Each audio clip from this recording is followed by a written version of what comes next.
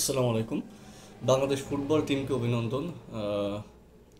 আসলে ফুটবল খেলা নিয়ে কোনো কথা বলতে আমি এখানে আসি নাই। আমার খেলাধুলা নিয়ে অতটা বেশি আহ, কথা বলতেও ইচ্ছা হয় না, আমি কখনো বলিও না।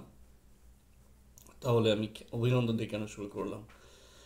আসলে আমার একটু ইতিহাসের পিছনে ব্যাক যাই। এমনকি ঈসা সাল্লামের আগেও যখন সি- সিন্ধুকুশ পাহাড় পেরিয়ে পারস্য ইউরোপ থেকে আর্যরা ভারতবর্ষে, উত্তর ভারতবর্ষে হিমালয় পর্বতমালা থেকে শুরু করে উত্তর ভারতবর্ষে, দক্ষিণ ভারতবর্ষে না, প্রভাব বিস্তার করে ওইখানকে অনার্যদের তাড়িয়ে দেয়।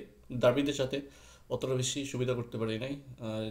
যেটা প্রতিফলন আমরা আজও দেখতে পাই দক্ষিণ ভারতে হিন্দুত্ববাদী যে ডানপন্থী দলের উত্থান, সেটা এখানে অতটা বেশি প্রভাব ফেলে না। ওইখানে কমিউনিস্ট পার্টি বা লিবারেল পার্টির বেশি প্রভাব দেখা যায়।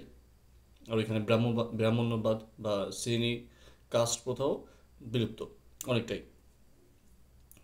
আচ্ছা, এবার আমরা আসি বাংলাদেশের দিকে। দীর্ঘ 400 বছর আমাদের সাথে তাদের লড়াই চলে। পরবর্তীতে তারা আমাদের এখানেই প্রভাব বিস্তার করতে সমর্থ হয় এবং বৌদ্ধদের সমূলে বিনাশ করে। যেটা প্রমাণ হিসেবে বৌদ্ধ বিহার আছে, সোমপুর বিহার আছে, আমরা আমরা দেখতে পাই। তারপরে তারা তিব্বতের উত্তরাঞ্চলের দিকে চলে যায়, কিছুটা মায়ানমার দিকে শিফট হয়। বর্তমান বৌদ্ধদের পপুলেশন যদি আপনি হিট ম্যাপ দেখেন, পপুলেশন ডেন্সিটি দেখেন, তাহলে আপনার এটা আপনার কাছে অনেক পরিষ্কার হয়ে যাবে। সমতলে থাকতে পারে না, পাহাড়ের দিকে চলে যায়। এই লড়াই শুরু। লড়াই পরে আমরা ইকরামত বিন বখতিয়ার খিলজি যখন অত্যাচারের মাত্রা খুব বেশি বাড়াই, আর্যরা আমাদের স্থানীয় বাংলাদেশের উপরে, তারপরে আমাদের যে বৌদ্ধ ছিল বা নিম্নশ্রেণী হিন্দু ছিল, এরাই মূলত ইকরামত বখতিয়ার খিলজিকে বরণ করে নেয়। সে যুদ্ধ ডিটেলসে না গেলাম। তার লক্ষণ সেন পিছন দরজা দিয়ে ভেঙে যায়, পরে আর কখনোই বাংলা দখল করতে আর সাহসী দেখায় নাই। এটা গেল। তারপরে দীর্ঘ কয়েক বছর, শতাব্দী চলছে মুসলিম শাসন। তার ভিতরে আপনার বাংলা সালতানাত ছিল, মোহাম্মদ ইলিয়াস শাহ, ওনার বংশধর ছিল বাংলা সালতানাত, যেটা দিল্লির যে মোগলদের বা ওনাদের যে আধিপত্যের বাইরে ছিল মূলত।